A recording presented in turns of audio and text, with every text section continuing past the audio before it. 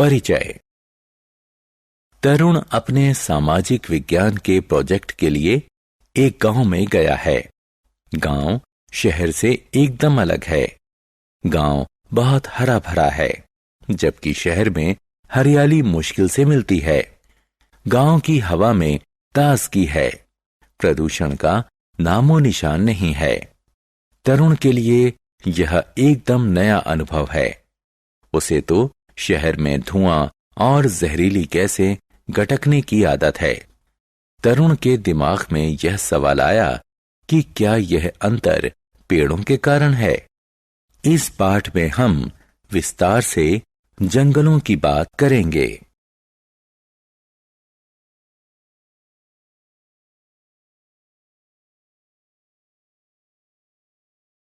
उद्देश्य।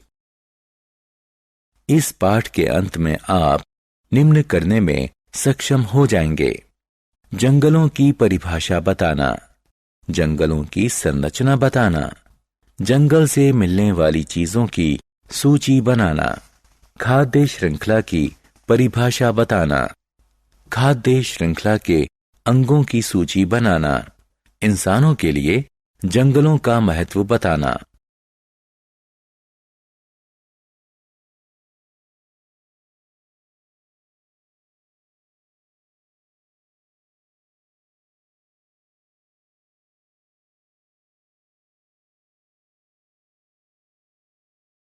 जंगल परिचय। घने पेड़ों वाले धरती के विशाल क्षेत्र जंगल कहलाते हैं। पृथ्वी के कुल भूक्षेत्र का लगभग 30% जंगलों से ढका हुआ है। इन्हें वन भी कहते हैं। जंगल में बड़े बड़े पेड़ ही नहीं, छोटे छोटे पौधे और झाड़ियां भी होती हैं। जंगलों में तरह तरह के पेड़ पौधे यानी वनस्पति और जीव जंतु पाए जाते हैं। जीव जंतु और वनस्पति के अलावा अनेक आदिवासी समुदाय भी जंगलों में रहते हैं। वे अपना भोजन और कपड़े जंगल से ही लेते हैं। जंगल से मिलने वाली चीजों से उनकी आजीविका चलती है।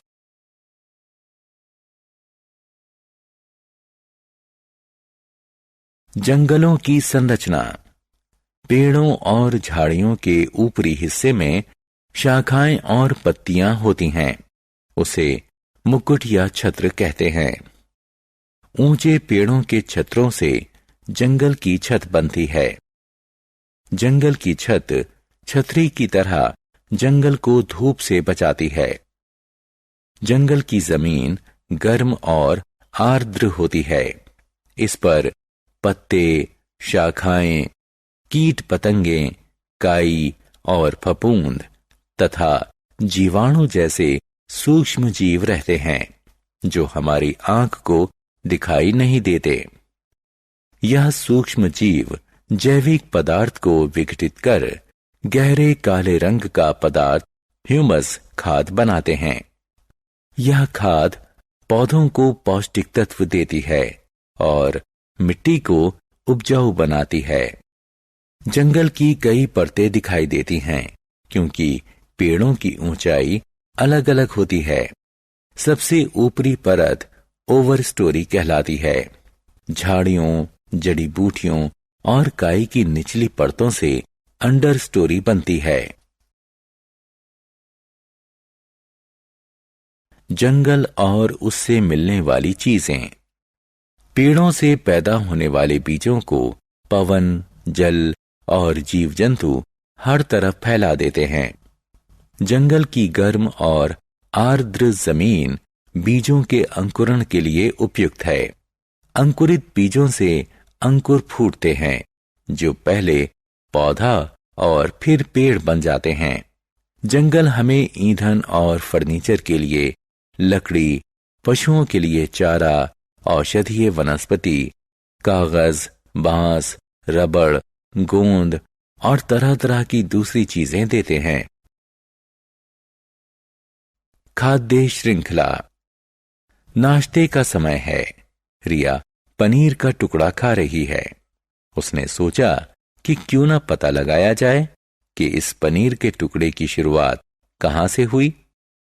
पनीर दूध से बनता है और दूध गाय से मिलता है। गाय वनस्पति यानी पौधे खाती है। पेड़ पौधे सूरज की धूप की मदद से अपना भोजन तैयार करते हैं।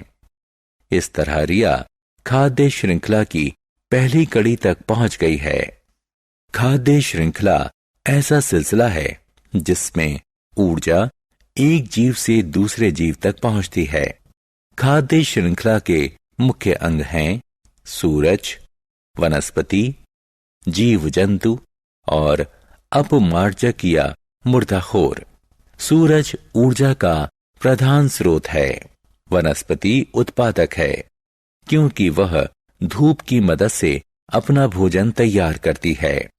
जीव जंतु यानी पशु उपभोक्ता हैं। जीव जंतु वनस्पति खाने वाले शाकाहारी या मांस खाने वाले मांसाहारी हो सकते हैं। कुछ जीव जंतु सर्वाहारी यानी वनस्पति और दूसरे जीवों दोनों को खाने वाले हो सकते हैं। अपमार्जक मुर्दा जीवों को खाते हैं। आइए खाद्य श्रृंखला का एक आसान सा उदाहरण लेते हैं। वनस्पति धूप की मदद से अपना भोजन तैयार करती है। वनस्पति को हिरण ने खाया, हिरण को शेर ने खाया। शेर मर गया तो गिद्ध और हाइना जैसे मुर्दाखोर उसका गोश्त हजम कर गए। फफूंद और जीवाणु जैसे विघटकों ने बचे खुचे मृत जीवों का सफाया किया और उन्हें विघटित कर खाद बनाई, जिससे वनस्पति को पोषण मिला। इस तरह खाद्य श्रृंखला का चक्र पूरा हो गया। जंगलों में ऐसी अनेक खाद्य श्रृंखलाएं पनपती हैं और आपस में जुड़कर खाद्य जाल बुन लेती हैं। जंगल पृथ्वी के हरित फेफड़े। पहाड़ों पर घने जंगल होते हैं। जंगल प्रकाश संश्लेषण की क्रिया से वायुमंडल में ऑक्सीजन और कार्बन डाइऑक्साइड के बीच संतुलन रखते हैं। प्रकाश संश्लेषण की क्रिया से वनस्पति अपना भोजन तैयार करती है। इस क्रिया में पौधों की पत्तियां सूरज के प्रकाश की मदद से कार्बन डाइऑक्साइड और जल से भोजन तैयार करती हैं। इंसान और जीव जंतु कार्बन डाइऑक्साइड छोड़ते हैं। वनस्पति मिट्टी से जल सोखती है। प्रकाश संश्लेषण से शर्करा और ऑक्सीजन बनती है। शर्करा पेड़ पौधों यानी वनस्पति के बाकी हिस्सों में चली जाती है।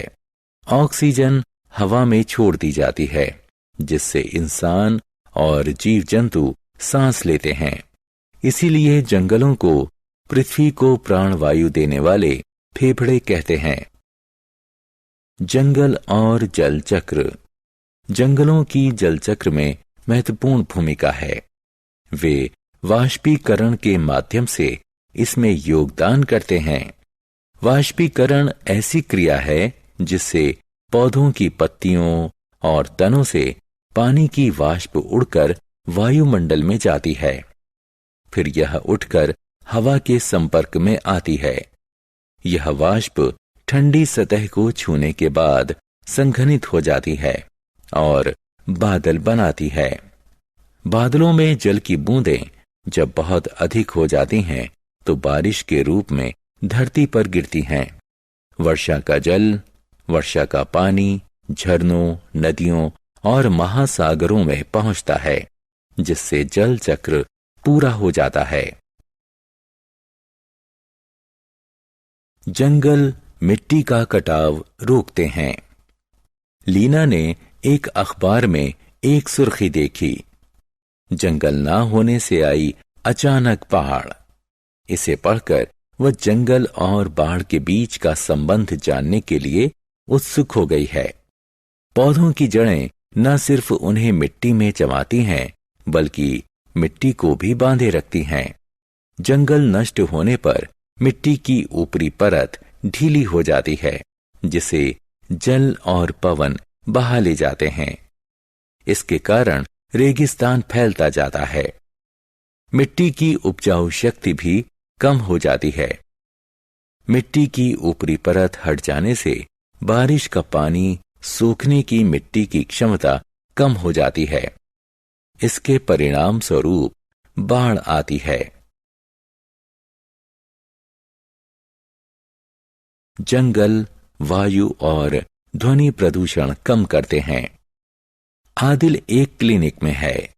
वह आंखों में खुजली और गले में खराश की शिकायत कर रहा है। डॉक्टर ने कहा कि ये प्रदूषण के लक्षण हैं। आदिल में जो लक्षण दिखाई दे रहे हैं उनका कारण वाहनों और कारखानों से निकलने वाला धुआं और जहरीली गैसें हैं। अगर जंगल ना होते तो स्थिति और भी खराब होती, क्योंकि पेड़ कार्बन डाइऑक्साइड सोखकर और ऑक्सीजन छोड़कर हवा को साफ कर देते हैं। जंगल शहरी माहौल से उठते शोर को सोखते और रोकते भी हैं, जिससे पृथ्वी रहने लायक हो जाती है।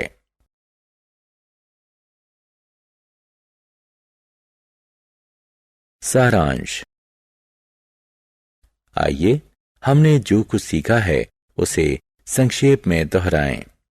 घने पेड़ों वाले धरती के विशाल क्षेत्र जंगल कहलाते हैं। जंगलों में तरह तरह के पेड़ पौधे यानी वनस्पति और जीव जंतु पाए जाते हैं। जंगल की सबसे ऊपरी परत ओवर स्टोरी यानी ऊपरी मंजिल कहलाती है। झाड़ियों, जड़ी बूटियों और काई की निचली परतों से अंडर स्टोरी बनती है। जंगल हमें ईंधन और फर्नीचर के लिए लकड़ी, पशुओं के लिए चारा, औषधीय वनस्पति, कागज, बांस, रबड़, गोंद और तरह तरह की दूसरी चीजें देते हैं। खाद्य श्रृंखला ऐसा सिलसिला है जिसमें ऊर्जा एक जीव से दूसरे जीव तक पहुंचती है। जंगल प्रकाश संश्लेषण की क्रिया से वायुमंडल में ऑक्सीजन और कार्बन डाइऑक्साइड के बीच संतुलन रखते हैं। जंगल वाष्पीकरण के माध्यम से जल चक्र में महत्वपूर्ण भूमिका निभाते हैं। जंगल मिट्टी के कटाव और वायु तथा ध्वनि प्रदूषण को रोकते हैं।